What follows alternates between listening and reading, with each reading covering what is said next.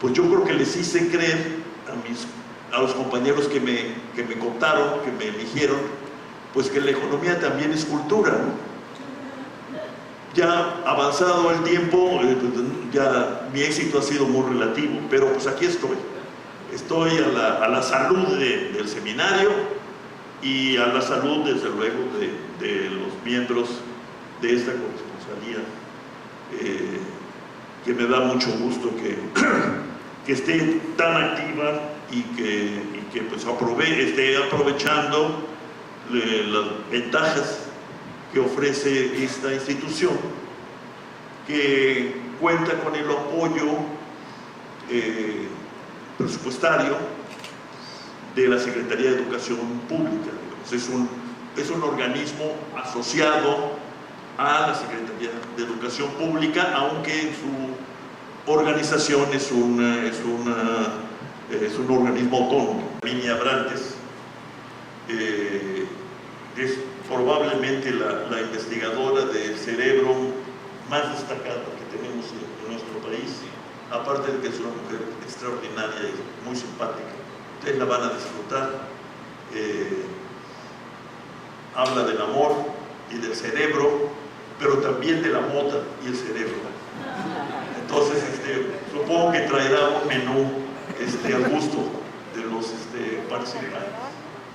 Bueno, originalmente me habían asignado, o yo propuse, ya no recuerdo, un tema que es mi tema, en mi calidad de profesor e investigador universitario, en mi caso en la UNAM. El tema es la relación que puede haber entre el desarrollo económico y social y la democracia. Es una combinación difícil de construir, compleja, y que la historia nos dice no es fácil de mantener. Pero después de muchos años en que naciones como la nuestra, llamadas ahora en desarrollo, antes le llamábamos subdesarrolladas o atrasadas, que han buscado por diferentes caminos lograr esto que convencionalmente llamamos el desarrollo, y que quiere decir no solo la modernización económica o el crecimiento de la economía medido por el crecimiento del Producto Interno Bruto, que es lo que los economistas usamos normalmente como un indicador, sino que implica cambios sociales importantes y sobre todo implica el desarrollo, el mejoramiento sostenido de la mayoría de la población de las sociedades de que se trate. Si no, es difícil hablar de desarrollo.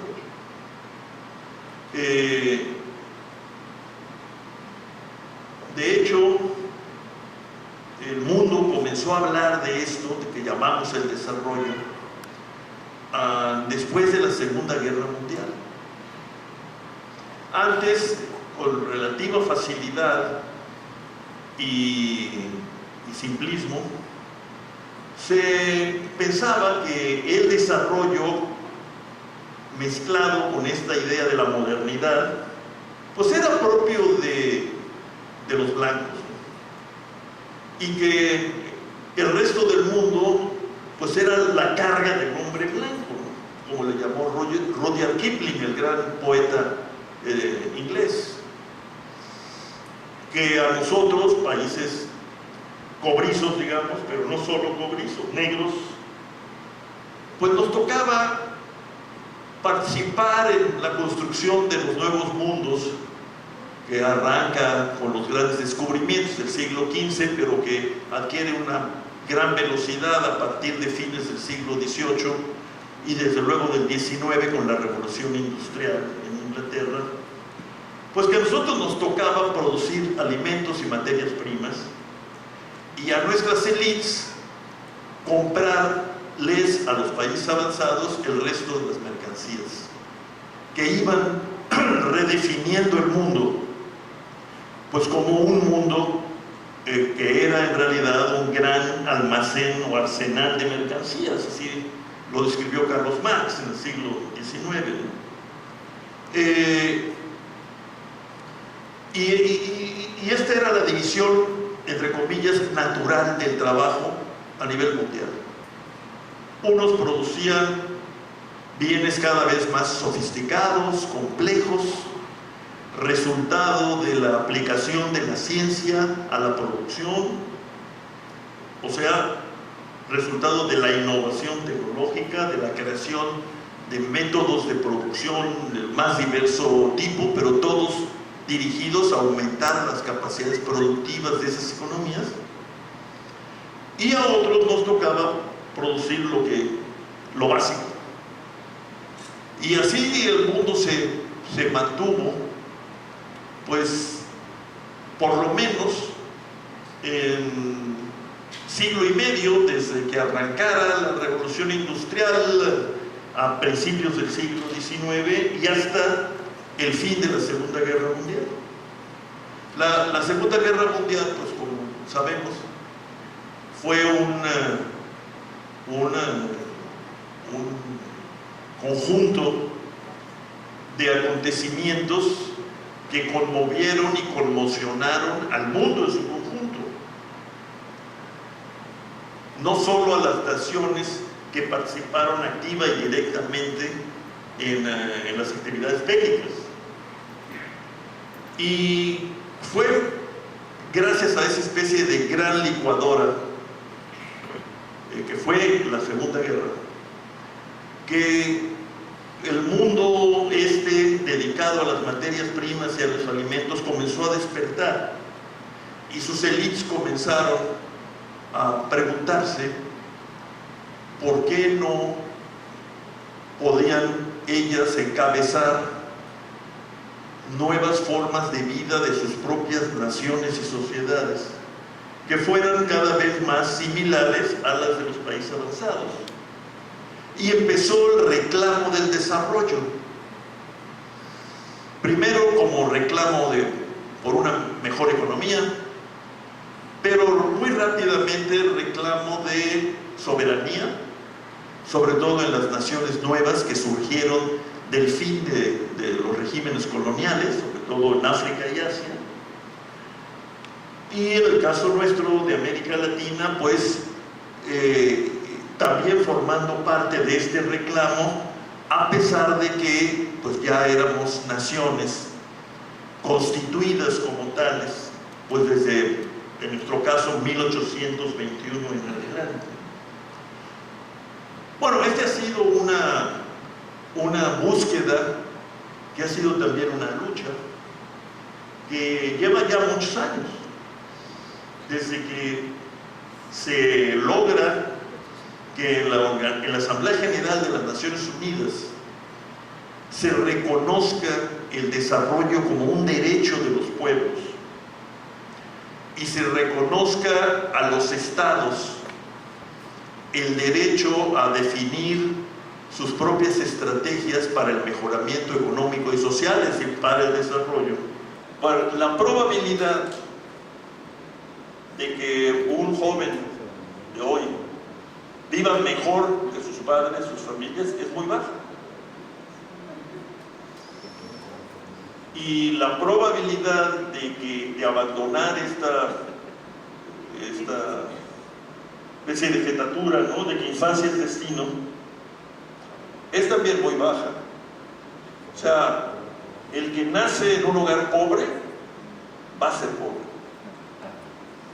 El que nace en un hogar de educación promedio, digamos, de primaria,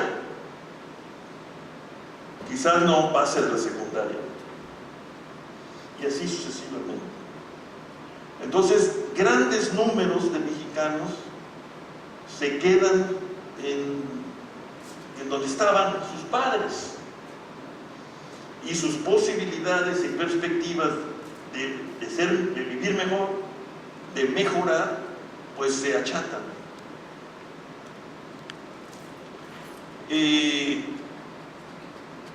Yo por eso pienso que ante este panorama sí vale la pena insistir en que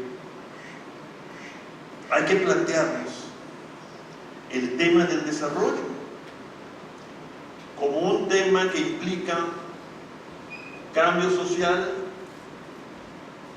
dinamismo económico, mejoramiento social, todo lo cual supone además una voluntad política, es decir, un proyecto que, aquí sí mi opinión, no hablo en nombre de mi establo, ¿no? Un proyecto que se nos quedó en el que extraviamos. Lo que la sociedad mexicana, los ciudadanos mexicanos mostró este domingo fue que sí ha pasado por una experiencia de aprendizaje democrático. De otra manera, no hubiera votado en la magnitud en que lo hizo. Pero no solo eso, arriesgó, y esto solo se hace cuando uno ha aprendido algo, arriesgó por la vía del voto a abrir las posibilidades de un cambio político e incluso social. Y entonces uno dice, pues si esto está ocurriendo así, entonces uno puede hablar de que la idea del desarrollo no es un extravío, no es una fantasía. Por la vía de la democracia, para volver al título original de este convivio, la idea original de democracia y desarrollo no ha caducado, lo que no quiere decir que esté garantizada su realización. Si en efecto hemos aprendido a convivir democráticamente, y eso es lo que explica que hayamos ido a votar en grandes cantidades y votado un cambio político, ¿qué tenemos que hacer? ¿Qué tenemos que decir para que este cambio político se convierta ahora en un cambio social intencional? No el cambio social, entre comillas, natural, que está asociado, por ejemplo, al crecimiento de la población, al cambio de su estructura de edades y su ubicación territorial. Eso se dio y se sigue dando. No, un cambio social intencionado, que quiere decir enfrentar la desigualdad económica y social que hoy nos caracteriza y hacer que este enfrentamiento de la desigualdad se traduzca en mejoramiento en la forma y el nivel de vida de nuestras gentes.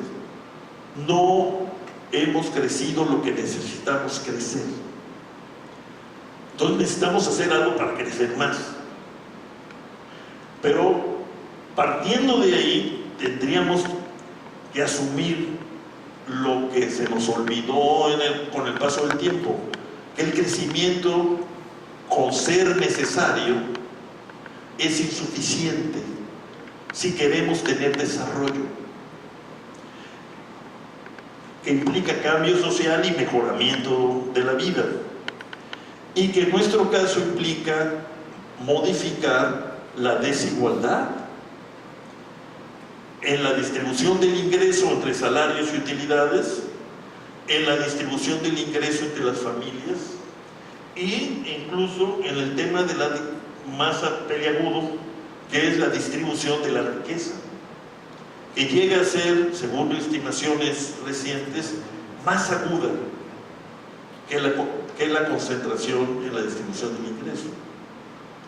Si por ejemplo estudiamos cómo se distribuye la propiedad de activos financieros en nuestro país, nos vamos para atrás, ¿no? Es una minoría la que concentra más del 70% del valor de los activos financieros en México.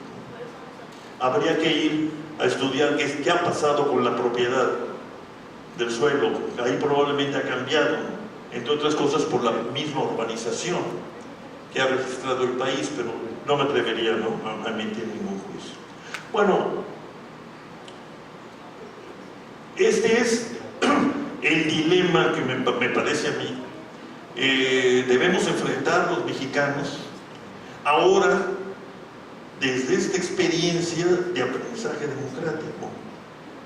Si no afrontamos esta combinatoria de desigualdad y pobreza, el aprendizaje democrático pues será obsoleto muy pronto, o se desgastará para convertirse en escepticismo, en malestar, como dijo alguna vez Naciones Unidas, malestar en la democracia que se puede volver malestar con la democracia.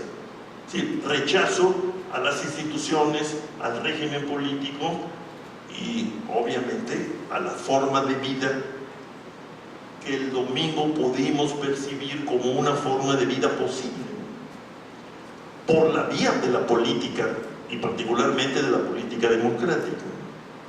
Ahora, yo simplemente estoy documentando es que ya no es suficiente.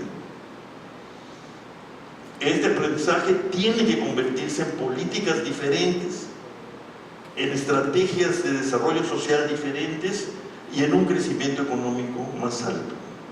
Entonces sería mi comunicación hasta ahorita, hasta que, dependiendo de lo que ustedes digan de aquí en adelante. Muchas gracias.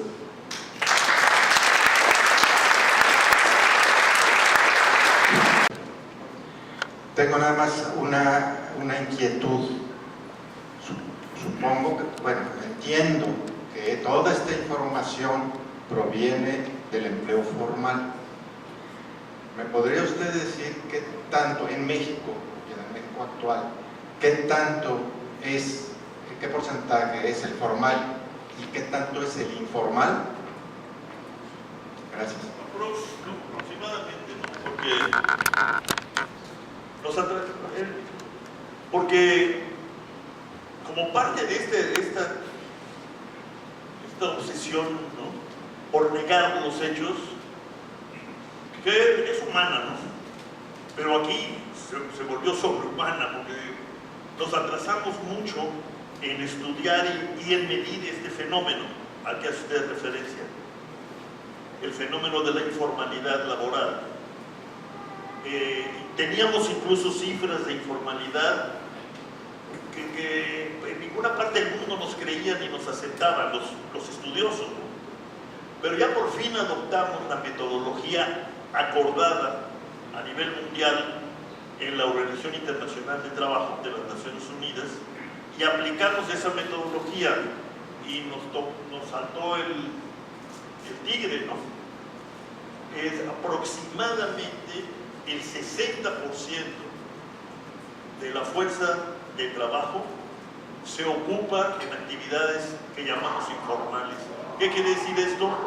No tienen seguro social. Muchos no tienen ni siquiera contrato de trabajo y van de uno a otro lado de actividades. Y aproximadamente, aquí estoy hablando de memoria, de eso sí estoy más o menos seguro, entre 50 y tantos y 60 y tantos %, según el año, es trabajo informal.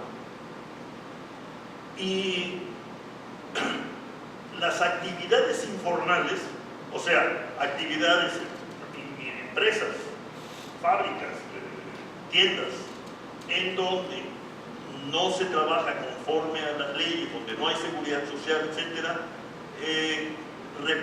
generan por ahí del 20 y tantos % del producto total.